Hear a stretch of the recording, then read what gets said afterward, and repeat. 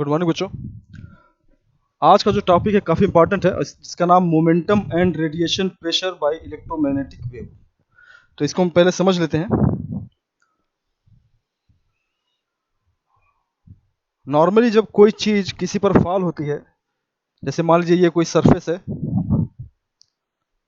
और यहाँ से कोई चीज़ अगर इस पर गिर रही है, तो इस पॉइंट पे जहाँ स्ट्राइक करती है वहाँ पर ये प्रेशर लगाती है,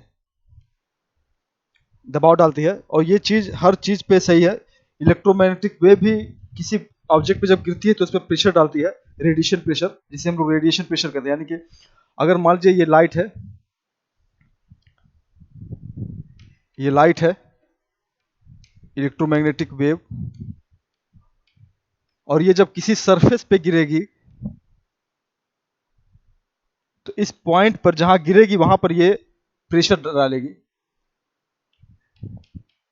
एक्सर्ट प्रेशर। तो जिस पॉइंट पे वेव्स गिरती हैं वहां पर प्रेशर डालती हैं, फोर्स लगाती हैं, जिसे हम लोग रेडिएशन प्रेशर कहते हैं। और इस कंडीशन में मोमेंटम भी ट्रांसफर होता है। जो मोमेंटम यहाँ पर होता है इसका, वो सरफेस को ट्रांसफर करती है। तो वो कितना होता है एग्जैक्टली उसे हम लोग कैलकुलेट करेंगे कि लाइट जो वेव है वो कितना प्रेशर डालती है किसी सरफेस पे जब वो स्ट्राइक करती है। तो इसको लिख सकते हैं, the electromagnetic wave carries energy and momentum with them. यानी कि जो इलेक्ट्रोमैग्नेटिक वेव होती है वो अपने साथ एनर्जी और मोमेंटम को लेकर चलती है। और जब ये किसी सरफेस पर स्ट्राइक करती है तो एनर्जी और मोमेंटम दोनों ट्रांसफर करती है। एनर्जी मोमेंटम ट्रांसफर करने से जो प्रेशर होता है उसे हम लोग रेडिएशन प्रेशर कहते हैं। तो इसके लिए कैलकुलेट करने के लिए यूं समझें कि आपकी ये जो वेव है, ये वेव है,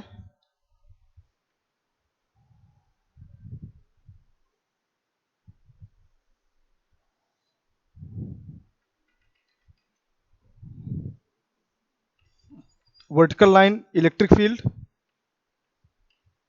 और जो हॉरिजॉन्टल लाइन है वो आपका, ये लाइन आपकी मैग्नेटिक फील्ड हो जाएगी।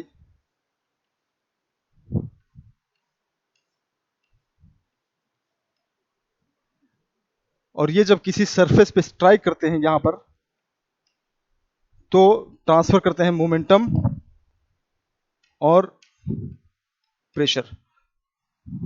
प्रेशर यानी कि P और मोमेंटम स्मॉल p।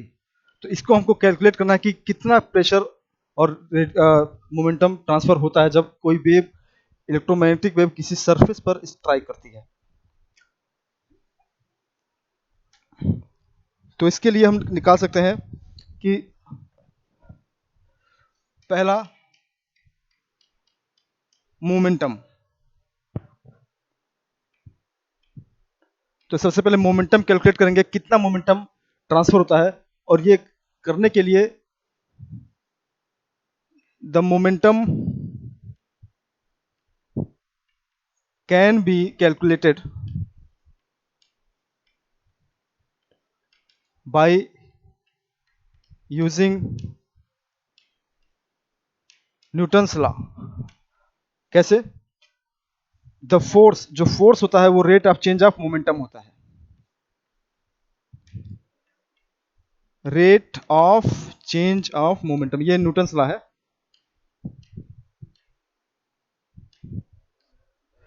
तो यहां से हम निकाल सकते हैं then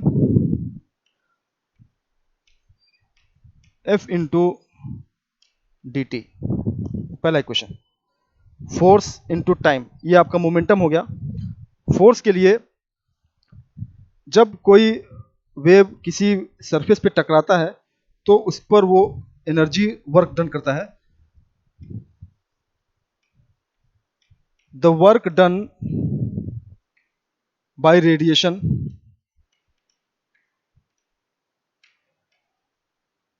due to energy is calculated by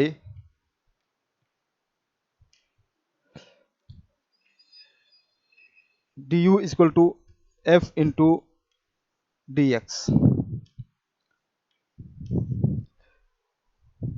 जहां पर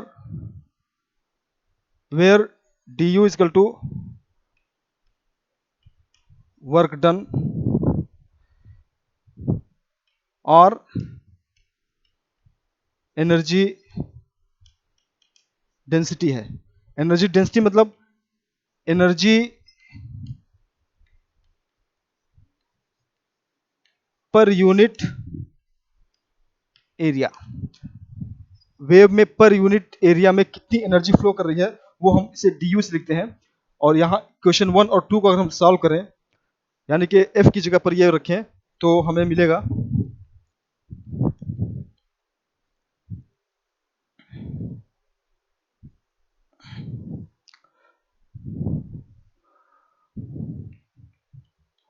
from 1 and 2 dp is equal to F की जगह पर ये रखें D U by D X into D T,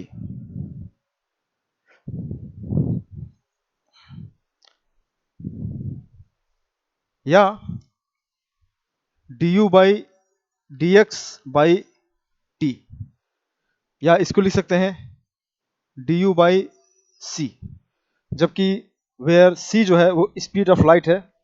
C is equal to speed of light, यानी कि डिस्टेंस जो कि चला गया लाइट के द्वारा टी टाइम में dx, dt टाइम में लाइट जो dx डिस्टेंस चली है वहां से हम c निकालेंगे, ये आपका c है।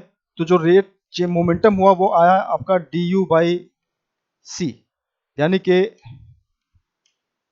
Energy density by C.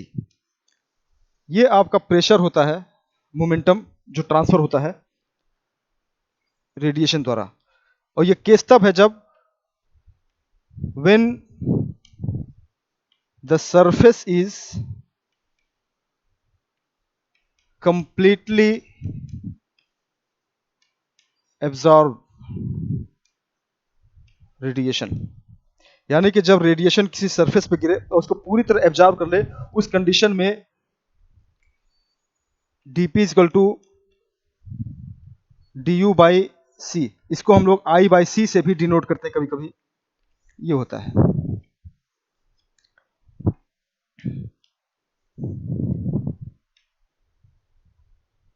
Momentum transfer by radiation, ये फॉर्मूला होता है I by C. I energy density है और सी स्पीड ऑफ लाइट है। ये तब के लिए है जब आपका सरफेस पूरी तरह से रेडिएशन को एब्जॉर्ब कर ले।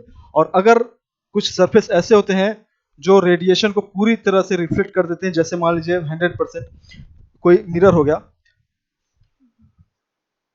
when the surface is 100% reflector, यानी कि कुछ ऐसे सरफेस, लाइट अगर मान लीजिए आ रही है यहां से, सरफेस ये है, और लाइट अगर यूं आई और पूरी रेडिएशन अगर रिफ्लेक्ट हो गई, पूरा रेडिएशन, तो उस कंडीशन में यहां पर मोमेंटम कितना ट्रांसफर होगा, देन जो मोमेंटम ट्रांसफर आपका होगा वो 2 टाइम्स होगा इसके, जस्ट डबल, क्योंकि यहां से सारा मोमेंटम ट्रांसफर हो गया है, पूरी रेडिएशन बाउंस बैक हो जा रही है, इसलिए बिकॉज ऑल रेडिएशन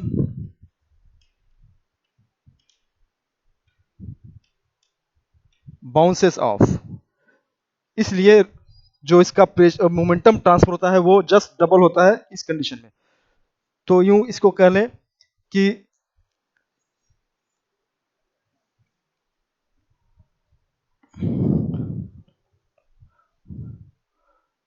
तो जो निकल कर आया वो ये निकला, momentum transferred by electromagnetic wave equal to I by C, यानी कि एनर्जी डेंसिटी बाई सी। और ये तब है जब 100% एब्जॉर्ब कर ले। दूसरा है मोमेंटम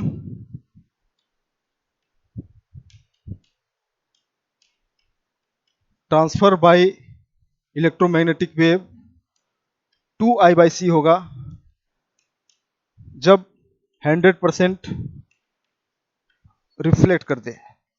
तो I/c होगा जब 100% रेडिएशन को एब्जॉर्ब कर ले, और 2I/c होगा जब 100% रेडिएशन को वो रिफ्लेक्ट कर दे। तो ये आपका हो गया मोमेंटम। अब हम आते हैं प्रेशर पे। प्रेशर कैसे निकालेंगे? Pressure by electromagnetic wave. Pressure निकालने के लिए हम लोग जो फार्मूला इस्तेमाल करेंगे वो प्रेशर इक्वल टू होता है फोर्स अपॉन एरिया,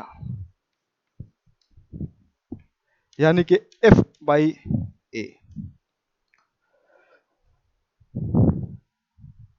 यानी P इक्वल टू F की जगह हम निकाल चुके हैं du by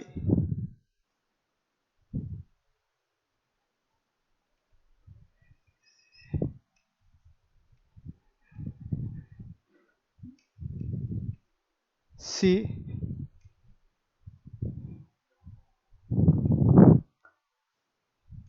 into 1/A into DTC, या इसको इससे निकाल लें 1/A C du by dt। ये पिछली बार अभी इससे पहले हमने निकाला था फोर्स कितना होता है।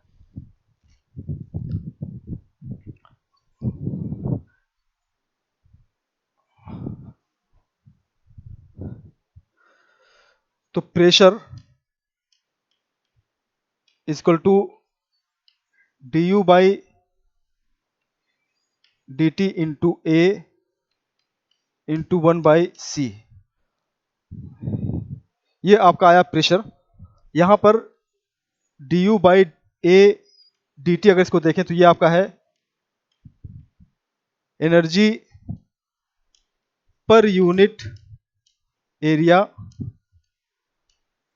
पर यूनिट टाइम, और इसी चीज को हम लोग पॉइंटिंग वेक्टर भी कहते हैं। पॉइंटिंग वेक्टर यानी कि S।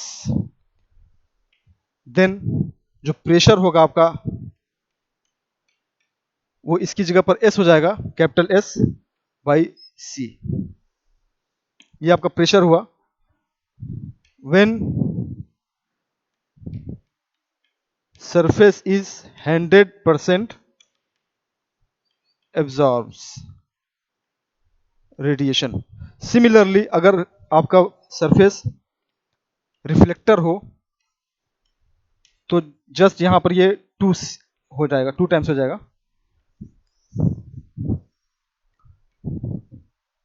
When surface is 100% reflector. तो ये प्रेशर लगाता है इलेक्ट्रोमैग्नेटिक वेव, और ये लगाता है जब 100% एब्जॉर्ब करे और 100% ये रिफ्लेक्ट कर दे। तो ओवरऑल यहाँ पे 4 फार्मूले निकले प्रेशर और मोमेंटम के, जो इस तरीके से हैं। इसको अगर हम टेबल में बनाना चाहें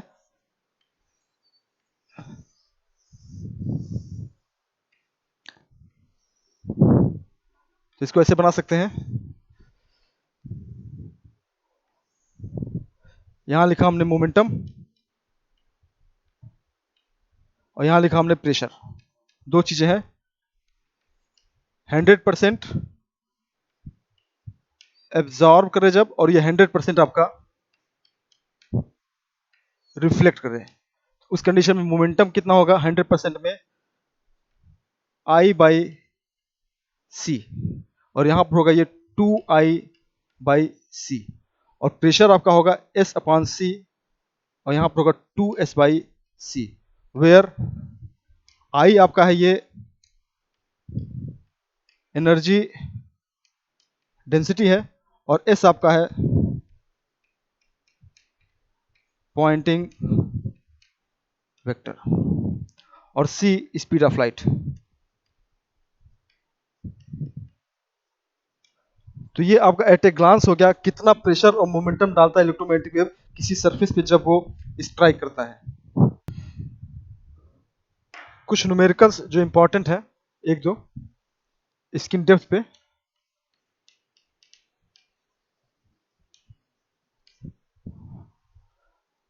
पहला find the skin depth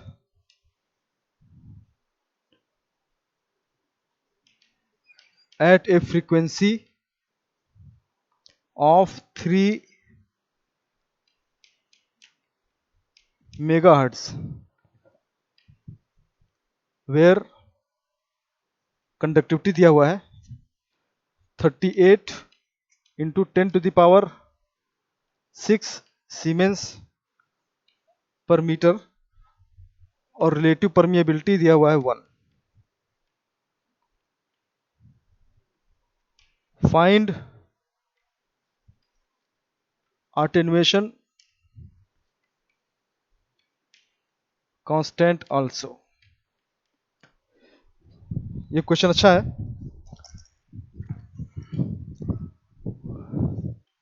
solution, तो सबसे पहले हम इसका स्किन डेप्थ निकालेंगे और चूंकि फ्रीक्वेंसी, अगर आप कंडक्टिविटी देखिए तो कंडक्टिविटी बहुत हाई दी हुई है, इसका मतलब ये गुड कंडक्टर है। फॉर गुड कंडक्टर,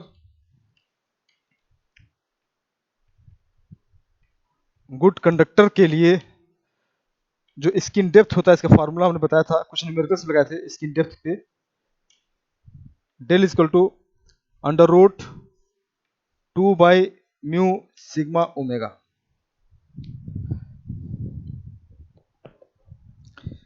ये आपका फार्मूला होता है। यहां पर अगर हम रखें वैल्यूज इसकी 2 by mu, here mu equal to mu r times mu zero. Relative के लिए यहाँ पर 1 दिया हुआ है रिलेटिविटी, और ये इसकी वैल्यू होती है 4 पाई इंटू 10⁻⁻7। तो ये वैल्यू हम म्यू यहाँ से रख सकते हैं 4 इंटू पाई 3.14 इंटू 10⁻⁻7। सिग्मा की value 38 into 10⁻6 into omega. Omega की वैल्यू भी होती है 2 पाई एफ, यानी 2 इंटू 3.14 इंटू फ्रिक्वेंसी दिया हुआ है आपका 3 मेगाहर्ट्ज, यानी कि 3 इंटू 10⁻6। तो 2 इंटू 3.14 इंटू 10⁻6। तो अगर हम इसको सॉल्व करें तो जो स्किन डेप्थ निकल कर आएगा वो आएगा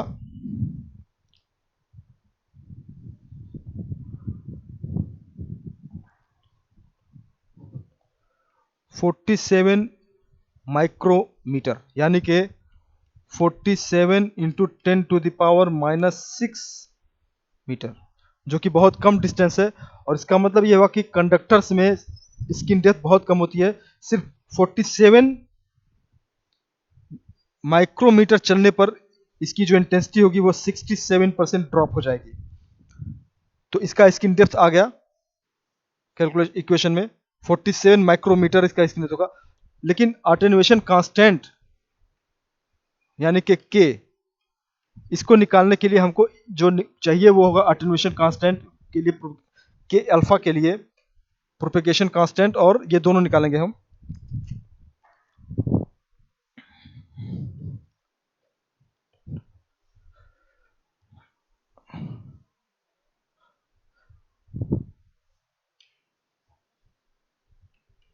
अटेन्युएशन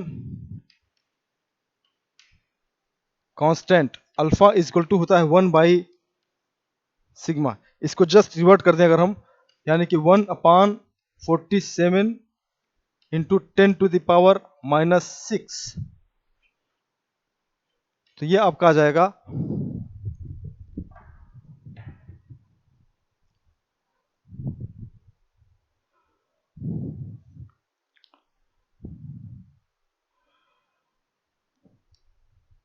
21 इंटू 10⁻³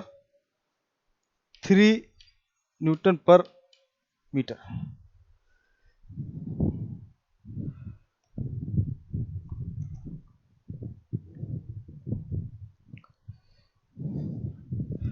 ये आपका कांस्टेंट हो जाएगा। तो स्किन डेप्थ अगर निकल गया तो attenuation constant is equal to 1 by skin depth.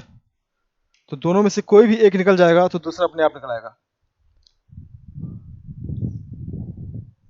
अगला question, second question, taking values of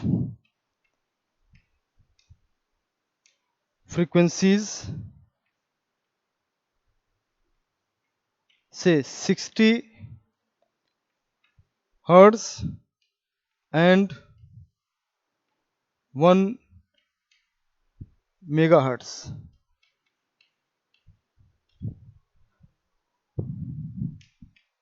for copper. Copper के ऊपर दो फ्रीक्वेंसी ली गई हैं, एक 60 हर्ट्ज की और एक 1 मेगाहर्ट्ज की। एक वेरी लो, ये बहुत कम है, वेरी लो, और ये हाई, दो तरह की फ्रीक्वेंसी ली गई है, लो और हाई कॉपर पे। तो पूछ रहा है show that why in high frequency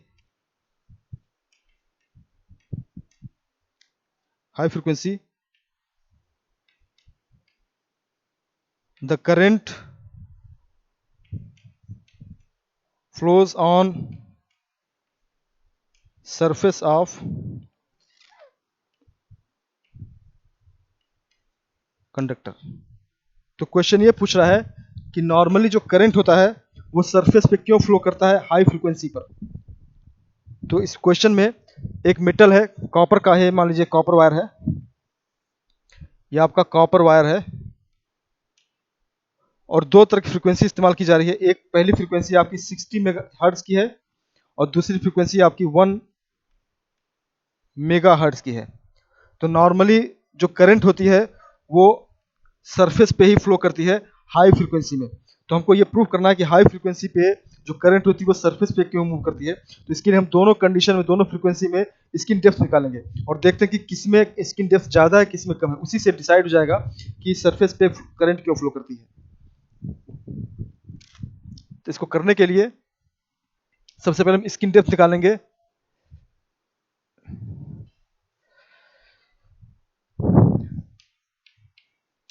skin depth eight 60 hertz, यानी कि डेल 60 निकाला जाए। ये फॉर्मूला है √2 by mu sigma omega.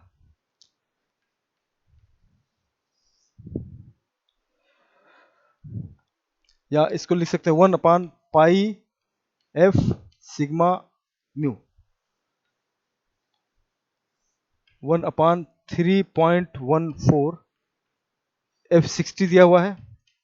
Sigma copper है, तो कॉपर के लिए जो वैल्यू होती है 5.8 इंटू 10⁻7 कंडक्टिविटी, और म्यू की वैल्यू होती है 4π इंटू 10⁻⁻7। तो अगर हम इसको सॉल्व करें